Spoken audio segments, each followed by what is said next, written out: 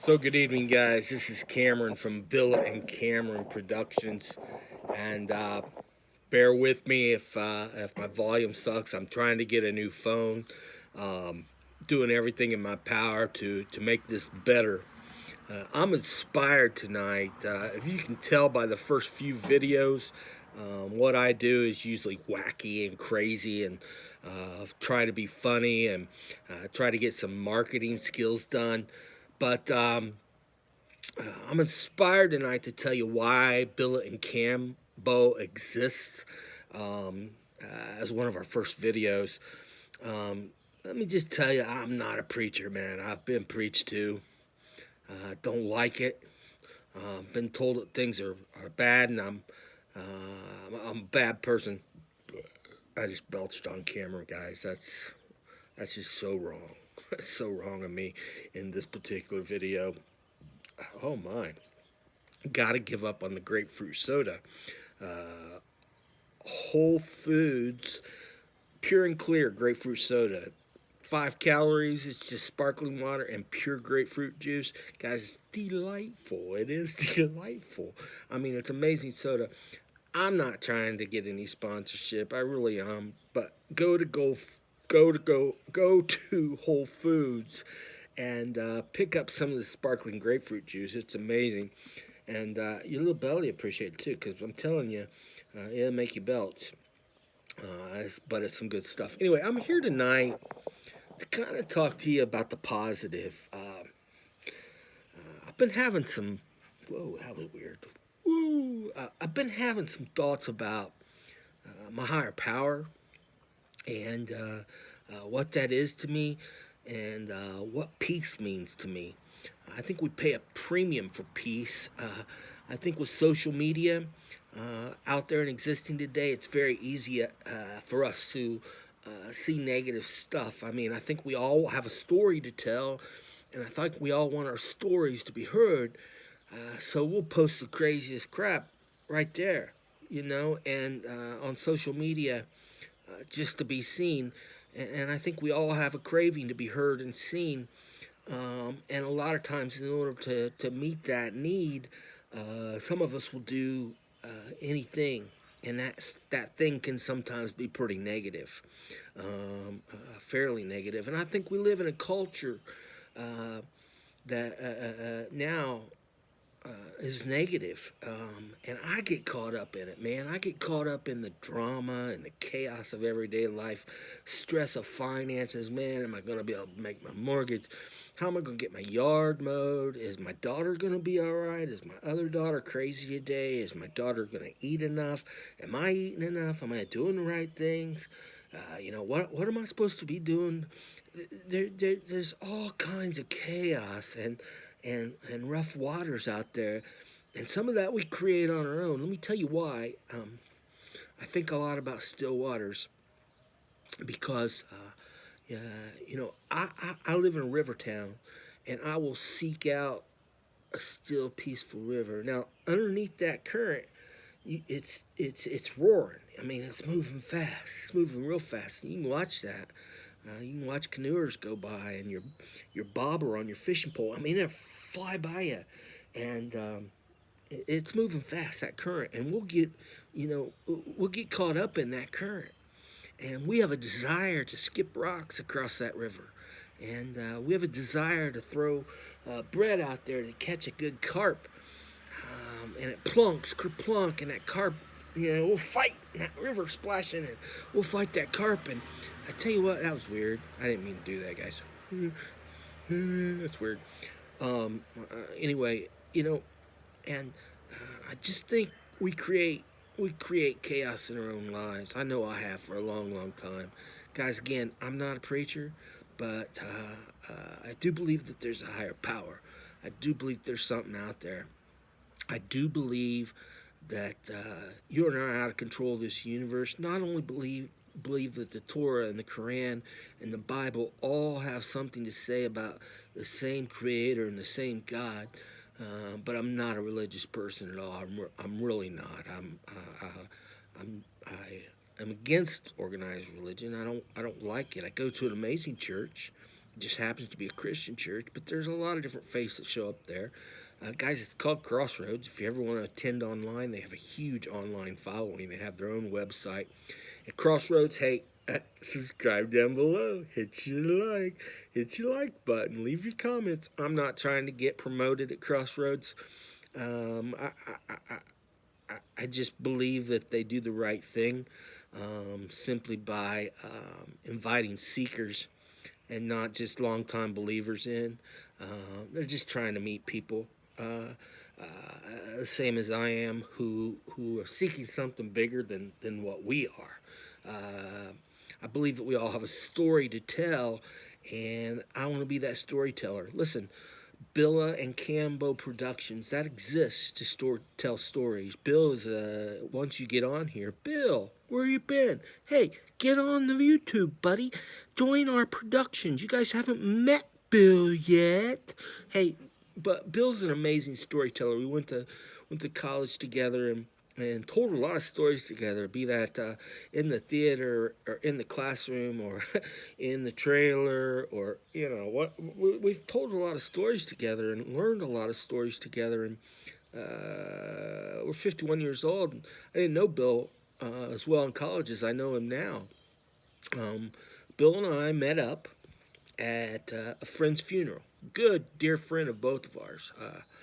One of my best friends, long term, agonist, atheist, real son of a gun. I wanted to say son of a bitch, but I'm not going to cuss in this video again. But Bill and I got there. There's a great story how Bill and I connected up 10, 15 years ago, way out of college, over this friend's funeral. And you know what? I'll just go ahead and tell it now. That's what this channel is about. Is telling stories, and we want to share those stories. And let me just share a lot about Billa and Cambo Productions. Bill and I were at a friend's funeral, and things were going normal. It was a decent funeral. You know, a lot of people were speaking. We had a lot of college friends showing up, people we hadn't seen in a long, long time. And it was cool. And then all of a sudden, our friend had started a theater up in Columbus, Ohio. And they had grown together as a theater company and become really close. I don't know if you guys have ever worked in the creative arts, but a tendency to get close real fast and real solid, working on a combined project, combined finished art project, has a tendency to connect people up. And they had clearly done that as well as we had in college, but they had clearly done that at this little theater that they started, a big theater now, in Columbus, Ohio. And all of a sudden, one of his friends, who we didn't know from Adam, jumped up, wee-haw, got on the casket, and started riding the casket like a pony. It was hilarious. It was one of the best spiritual moments of my life. It was amazing. I'd never been at a funeral where a young gentleman got on the casket, and what it came down to is they had a late night, I don't know, a late night in the theater, and they'd had a discussion that whoever goes first, the deal was the other person had to get up on the casket and ride the casket. So his friend did that, and that's the place that Bill and I reconnected. Kind of cool. So Bill and I have been looking for something creative to do, and Bill's one of the most amazing storytellers there is. Bill's great. You would think Bill's an actor, and he is. You would think Bill is a fitness gymnast, and he is. Really a good tumbler. But the thing about Bill is he's a storyteller. That's all he wants to do. And he's really good at it. And once he gets on here, you'll know. But where was I? See, here's another story. I'm bad. My wife says you don't need to be on YouTuber, and I ignore because I know where I'm blessed. I know my speaking skills. I know what I want to do and what I've been asked to do. But my wife always says to me, "Man, you're so ADHD, Cambo. You go one direction on a story, and you're all over the place. Squirrel, there's a squirrel." And typically, I am I hate that she would say that to me, but she's right. Oh, today coming home, we went to Father's Day, about an hour away to see my father and have dinner. Day coming home after 20 years of marriage, she said to me, "You know, you were right." And I'll be dadgummed if I didn't have my camera on. I wanted my body cam, my cop cam, or my GoPro. I wanted something to record that, and I didn't get it on film. She said, you're Cameron, you're right." I was like, holy crap. But anyway, she is right about the ADHD thing. Clearly, I'm off subject already. But where was I? We all live in a chaos. I think we bring that on ourselves. And I just have come to a point in life after recovering from an addiction. Been sober for a long time from a sexual addiction. Hey, I said it. I did. I did right there on YouTube. Hey, I'm a sex addict. Hi, Cam. I'm a sex addict. Guys, I've been to every strip club from. I know where every strip club is between Los Angeles and New York City. It's still ingrained in my head, and I've been sober for a long time, but I've tucked a lot of dollar bills, and I just prefer to talk about my higher power and my spirituality in a place where I'm comfortable instead of a church. I really do. And just a second, guys. I'm sorry. Here comes my 11-year-old and my dog. But that's my preference. I'm able to do that to somebody who's having a Jack and Coke beside me, or someone who's taking their clothes off for money. I'm much able to and have some peace with them. But I've been thinking a lot about still waters and green pastures, and um, I believe David could tell us a whole bunch. And one of the things that David said a lot is you're led beside still waters. So I don't know how many of you know it, but if you're on a walk and nobody's following you, uh, you're not a leader. You're on a walk. You're alone. And the idea of this YouTube video and YouTube channel is to tell stories and to be a leader and to step up and to talk about those spiritual things in life and those how to get out of the chaos and the drama of it. And that higher power leads me to still waters. He's not asking me for rough waters. I'm the one skipping the stone in the water. I'm the one fishing for the carp with this big piece of bread. I am the one who does cannonballs in the pool, and I cause that chaos. I am causing that chaos in life, and I think the still waters. Did it rain? It did rain, baby, just a little bit. Hey, I'm doing a quick YouTube. You want to say hi? Hi. Whoop, you're not on there. Hi. There's my baby girl again, guys. And then? That's my sweetheart. Oh, here she goes. Look, I'm sitting here and I'm trying to tell you about a great night. And really, what I need to do is take time to smell the flowers, because this is what I YouTube about, guys. This is the story I want to tell. This is my baby and my doodle. So, anyway, we create that chaos in our lives. We throw and we skip. Night, night, baby. I love you. We throw the rocks and we splash the bread, and we create chaos. And I really believe there's a better way. And it's taken me years to learn it. It's taken me years to figure out that we really are led to be beside still waters and to get out of that chaos and to stay out of that drama. And not every fight's our fight. People say pick your battles, but sometimes we just need to shut up.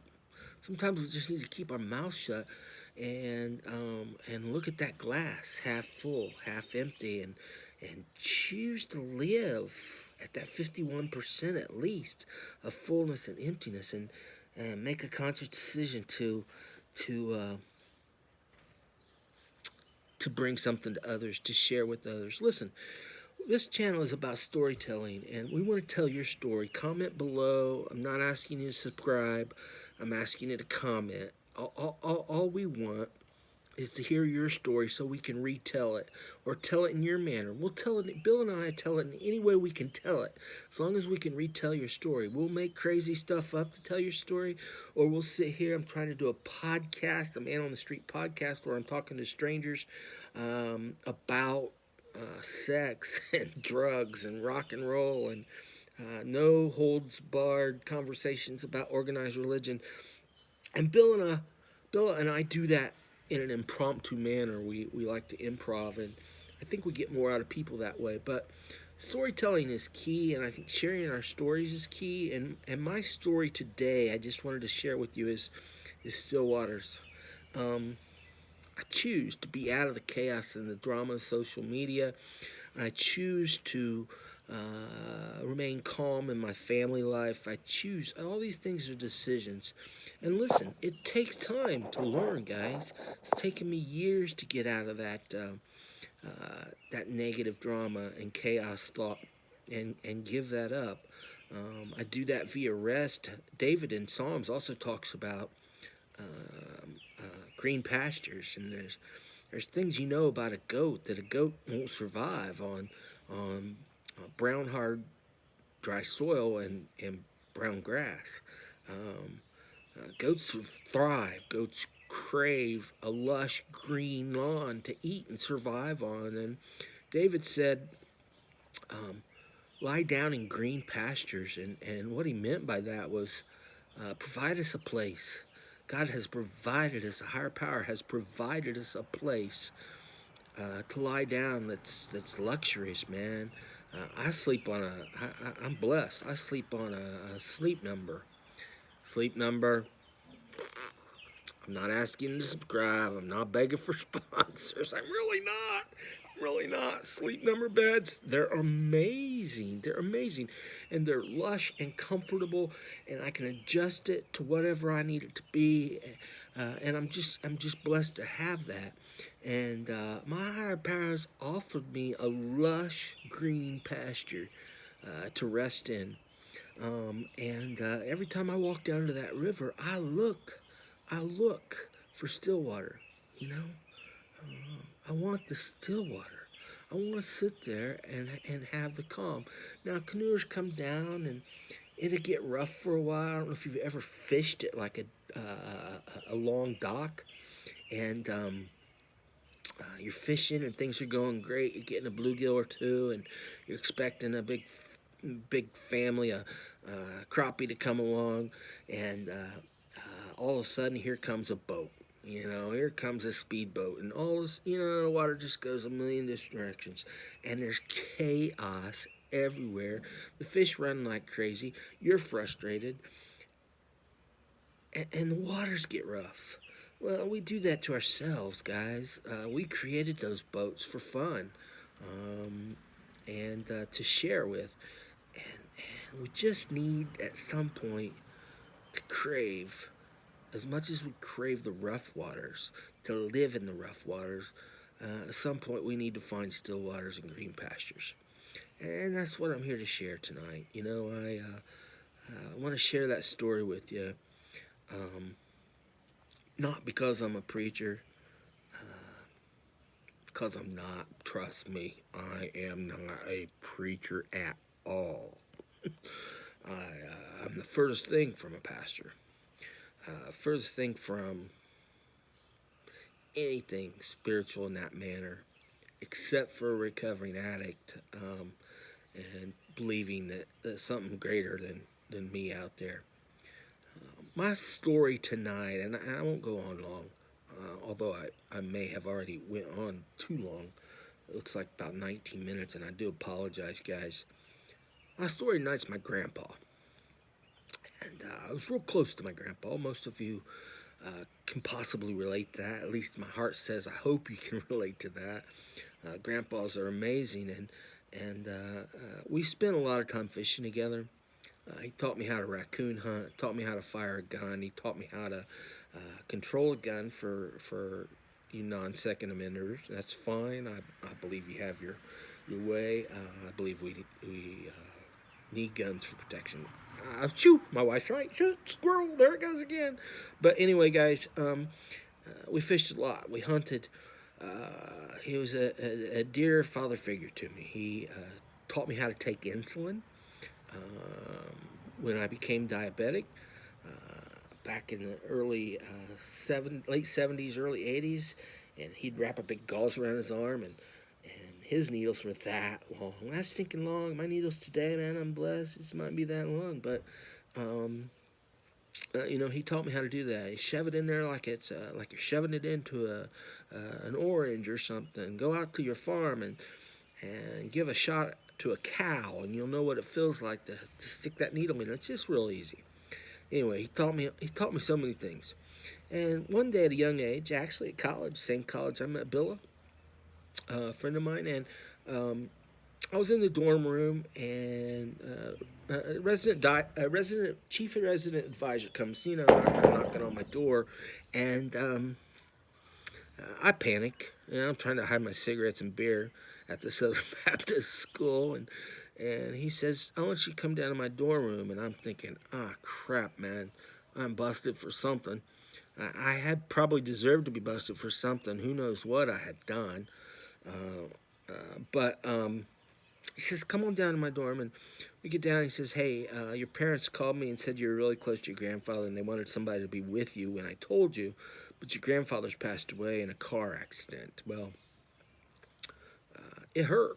It was one of the bigger shocks in my life. It really did hurt. It was painful, and so we go to the funeral. We go to the viewing, do the family thing, open it up for viewing, and all of a sudden this line starts to form. And I'm not talking about the candy line at Walmart. I'm not talking about the viewing line at Joe on the street. I'm talking about my grandfather's line viewing wrapped all the way, and it kept going and going and going, and it wrapped around the block of a funeral home in a mid-sized city. And wow, we didn't figure that out. None of us really knew what was going on. Now, my grandfather was a factory worker. He was a Chrysler employee. He was proud union. He went in and he worked hard labor at the factory. I mean, hard labor. And that looked weird, didn't it? I don't mean to look weird sometimes. I'm just real animated, guys.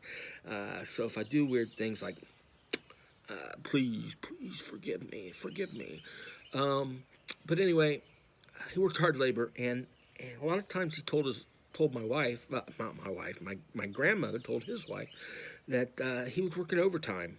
The overtime checks never showed up, so for the longest time, nobody said anything. He kept a second job as a pastor. He'd pastored 30 churches for free, volunteer for many, many years.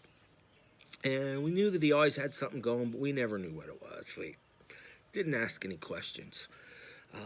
But he'd take his Shagavan, and he had a Shagavan. Isn't that awful? We called it the Scooby-Doo Shagavan. It was a maroon Chevy with the sport wheels, and he'd taken out the back seats. They couldn't afford a camper. He'd taken out the back seats and put in a shag carpet and a place for him to drive to Florida and hit the campgrounds every night. Awesome van, the Scooby Shagga van. But anyway, he'd take that to work every day and come home after a shift and a half after working really only a shift, and we never knew for many years what this was all about. So I'm spending the night with my grandmother at the age of 22, 23 years old. I drove up to visit with her on a Mother's Day, and we're sitting in the living room. I think we're watching the Jeffersons. Hey, get on up to the east side. A wonderful, wonderful TV show. If you've never watched it, it's amazing. Have your kids watch it. It'll do everything for this divided country. But anyway, we're watching the Jeffersons. And I'm sitting in a lime green swivel chair. Still had the plastic on it. It was probably 20 years old, but it had the clear plastic on it. Stuck to your thighs when you sat on it. Swiveled and also rotated 24/7. And I'm sitting in this chair. I can clearly remember this lime green '70s chair, and I'm sitting in it watching the Jeffersons. We hear a knock on the door. Now, who's coming to my grandma's house? And what's going on? She had tons of friends, but this was a younger couple, and she invites them in, and we sit down. We begin to have a conversation to strangers, trying to figure out, exactly what they were doing there. They had just expressed that they were friends of Gerald's, my grandfather's name, and my grandmother, and I thought, well, they're parishioners. They've met Grandpa at a church somewhere, or something like that. And at some point in the conversation, they said, "No, we worked with Gerald at the factory at Chrysler." So really, we knew most of those people. Grandma said, and I don't remember you. And they proceeded to say, well, we were pretty young and pretty crazy, and we're like, okay, how did my grandfather? Why are you here? And I said, well, we just want to stop by and say thank you for all the safe nights. And we're like, safe nights? What are you talking about? What's the deal with safe nights? Well, after a long conversation, we suddenly realized why there were people surrounded around the blocks. So what my grandpa was doing was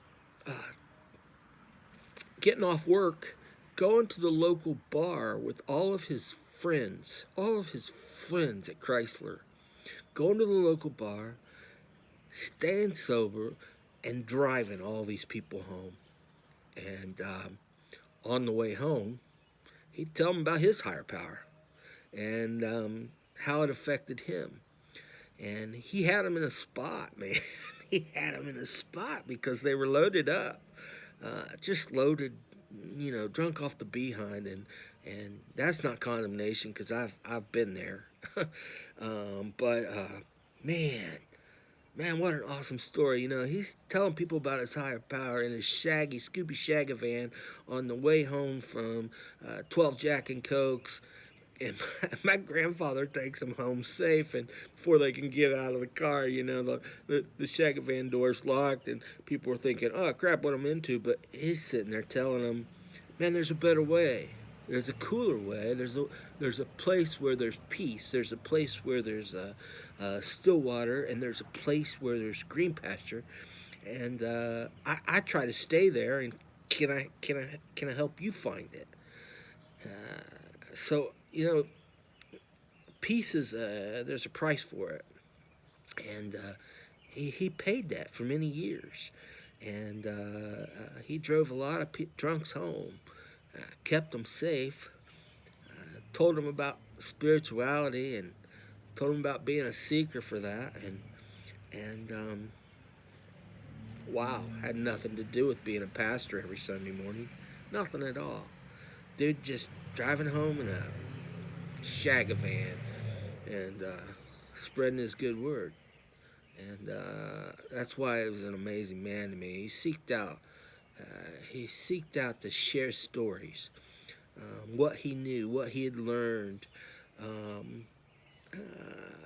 and wanted to share that. And that's what Billa and I want to do with this YouTube channel. And that's why I wanted to get a little bit, man. I'm still a wild and crazy jerk, and you'll see that. But I just wanted to get a little serious tonight. I was inspired to let you know that there's a different way to go. We can find some peace. We can find what we love. We can walk away from the physical. We can be the bigger person and keep our mouth shut. Even if we're struggling with peace around another person, man, we can make a decision to have still waters, and we can rest in green pastures. And no matter what your belief is, whether you're just trying to believe that there's a higher power, or you do believe, or you have a specific higher power, we can all make a choice to do things positive and fun, and get out of that crap. Get out of their crap. I learned a long time ago as an addict that the saying, get out of my head. And it's just when other people get in your head, get in you, and get in your heart, and get in your soul, and make you crazy. And taken me a long time to search out a place where I'm not skipping rocks and throwing bread to carps and looking at that rough water underneath. Guys, I'm gonna get off my high horse. I've been on here a half hour. I hope you like the video. I'm not a preacher. You'll probably never hear this, although I am trying to start a podcast. Check it out. It'll be at Billa and Cambo Productions. Right now, I'm still on Anchor, still at Spotify and a couple other places, but I'm trying to get it over to YouTube so I can grow it and just get a message out about sharing stories. We all have a story to tell, and there's a reason to tell the story, and that is that someone else might hear the story, just might. Did you hear a southern accent there? Might hear this story. No, seriously, man, we might hear someone else's story and gather some inspiration, gather some peace from that. And comment down below. I don't care whether you subscribe. I don't care whether you thumbs up. Do it anyway. Subscribe, thumbs up, blah, blah, blah. But mainly, give us your comments. Tell me a story that's happened to you. It doesn't have to be inspirational. It could be hilarious. It could be sad. I don't care what the story is. Give us a story in your comments down below. Bill and I will tell that story for you. We'll get it out there some way, somehow. It might be a little crazy. It might be wild. We might do a skit. We might do something calm. There's a billion ways that Bill and I try to be creative and get messages out, but it's all about getting the stories out. Your story, my story, your story. I want to hear them, and I want to share them because everybody that hears them might be able to gain some peace from that. Does that make any sense at all? Guys, I'm going to get off my high horse. I've said that 3 times. Again, my wife says, squirrel, squirrel, squirrel. Go, go, stay on track, stay on track. And she's right, man. I'm all over the place, I'm sorry. But the fact of the matter is this channel exists to tell stories and to tell your story. And that's what we want to do. I want to do it for you, with you. Put your comments down. Guys, that's it for tonight. I've spoke. If some of you guys stayed here for the whole 32 minutes, then holy cow, I'll love you because you shouldn't have. What are you doing? Why are you watching this fat old dude on YouTube at 7 o'clock on a Sunday night? Guys, go find some peace. Go find a still river. I'm out. I can't wait to hear from you. Guys, have a great evening. Again, Billa and Cambo Productions. We're here to tell your story, and I'm out.